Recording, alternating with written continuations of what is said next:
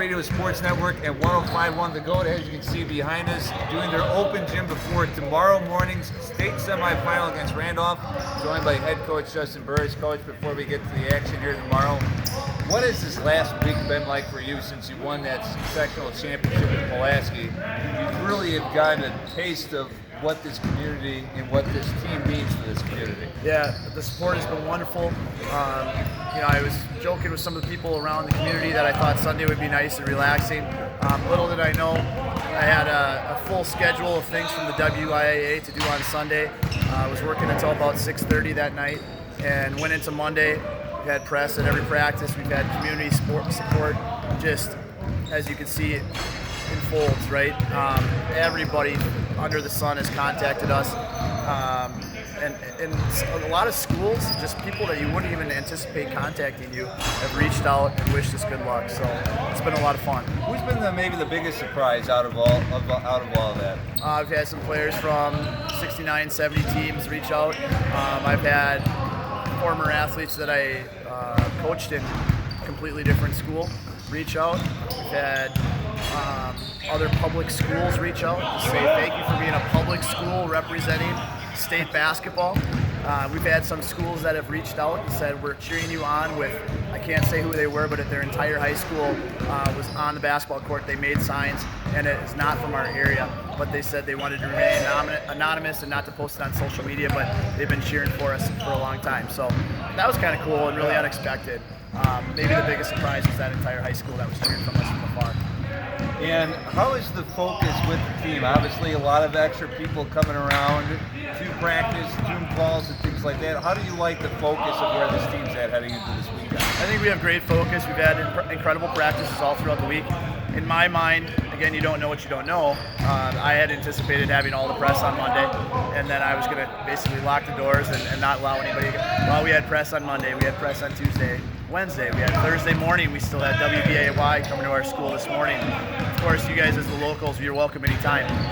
Excellent. But I think, if anything, it has actually made the guys more comfortable. Most of them have had a chance to talk in front of the camera now, and it's not going to be such a shock when you go into the Kohl Center tomorrow. And speaking of that, do you think it helped you to play at Pulaski heading into the Kohl Center? Because I always hear about shooting backgrounds, how when it goes deeper, you hear about NCAA tournament. Obviously, it's going to be a lot deeper than any of the gyms you play in the Packerland. But at Pulaski, they had the curtains up and go a little bit deeper. You think that helped you at all? Yeah, I think it's a good start. Coach Mearstein from NEW said just make sure you get as many shots up as possible in that 15 minutes. They don't allow you to step on the floor until it's your 15-minute warm-up, so that's why we're here. Big thank you to Middleton, who is super accommodating. We reached out, asked if we could use their facilities, and they had originally scheduled us for earlier in the day, and then with some rain, they're letting us in here tonight still. So big shout out to their athletic director, Amy, and their schools. It's been wonderful we just really appreciate it. Now the Randolph, they already played one Packerland school. They opened their playoff run against Sevastopol. Have you been able to talk to them or looked at that film at all to see what Randolph did right against Sevastopol? Yep, Coach Frank sent all that film over. I've got a number of people that have sent film over. It's amazing, just the coaching communities. You ask for one film and they say here's 5. You ask for 2 films, here's 6. So we've got all the film we need on Randolph, as well as they have a lot of film on YouTube. So we have a pretty good look. We've got a good idea of what we need to do. And I think the more that we watch, the guys are feeling more and more comfortable. So.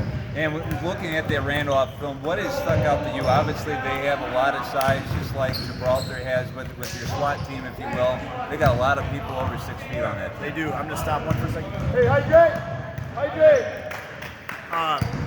They do have some size. They've got some experienced guards too, and their guard is 6'4", so their point guard is 6'4". We have size as well. It's a different kind of size. They're more tall and lanky. They're going to be a little more stout, and they're going to. I mean, it's a pretty simple game plan. It's a back-up dribble. They're looking to attack and get a nice little layup or a little baby hook. So there's nothing too groundbreaking what they're doing. We just have to figure out a way to stop it. And it's a team that only averages 50 points a game. I think that if we can play solid defense and even keep them to 45 and our offense comes to play, we'll be all right.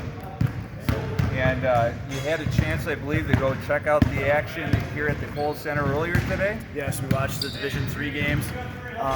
it was nice just to get in there. I did a little poll before walking in, who's been to the Kohl Center before, and there were only 3 people that had been inside the Kohl Center before, and all the coaches hadn't been in either. 2 of us had, but including our trainer and a lot of bus driver. It was just a nice experience for everybody to get in. We got to go over and sit in the WBCA suites. Well, we did, not our players. You did. Got to talk. They sat right next to us on the other side. But it's nice just seeing those coaches too, and kind of, it's like a fraternity, if you will, or brothership of coaches. A lot of us keep in contact, and it's just nice to see them, and a lot of congratulatory marks from them. People are excited for us. And then finally, before we fill in the blank here, obviously we're coming up on hopefully 2 more games here, and then you go on to play dad here. What has it meant to you to kind of keep this last dance, if you will, going for a little bit longer? It's been extra special, just trying to soak it all in, enjoying every moment, even the tiniest of tasks that maybe you would normally be annoying, I'm enjoying. So just taking them in stride and doing whatever we can to get these guys a W. All right, fill in the blank time, Coach. Gibraltar pops another quarter, extends that last dance out one more song.